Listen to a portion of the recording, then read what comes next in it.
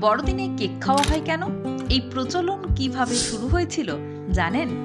আসলে বড়দিনে কেক খাওয়ার ঐতিহ্যের সঙ্গে মিশে আছে মধ্যযুগীয় ইউরোপের সংস্কৃতি। কেকের সূচনা হয়েছিল মূলত প্লাম পোরিস নামক একটি খাবার থেকে। সে সময় বড়দিনের আগের দিন উপবাস রাখার রীতি ছিল। উপবাস ভাঙার জন্য বিশেষ এক ধরনের জাউ বা পরিস তৈরি করা হতো, যাতে ওটস, শুকনো ফল এবং বিভিন্ন মশলা মেশানো থাকতো। কালক্রমে এই পরিসে গমের আটা, ডিম এবং মাখন যোগ করা শুরু হয়, যা একে ঘন এবং সুস্বাদু কেকের রূপ দেয়। 16 শতাব্দীতে অবশ্য ওটসের বদলে আটার ব্যবহার শুরু হয়ে যায়, যা আধুনিক কেকের আকার নেয়।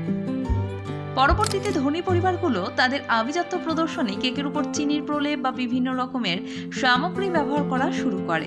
এভাবেই পরিস থেকে বিবর্তিত হয়ে কেক বড়দিনের উৎসবের অবিচ্ছেদ্য অংশ হয়ে ওঠে।